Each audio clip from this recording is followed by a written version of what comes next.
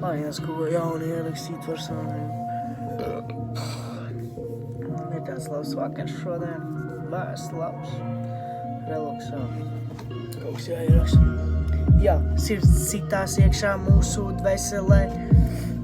Mēs viņu tur jūtāmi esam atraduši savu dvēselēsi iedvesmu. Mums viņā izsitās iekšā, mēs vienmēr viņu atrodami. Jā, mēs esam pārguruši, noguruši, ķermenis vienmēr ir stresā.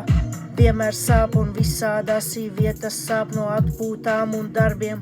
Mēs vienmēr gribam atpūsties, atrast savu labāko mīlestību, ar kuru pavadīt visu labāko laiku. Mēs vienmēr negribam viņu pamest, vienmēr atrodam tos vārdus, ko mēs gribam viņai pateikt, pārsteiguma dāvanas vai kaut kas cits.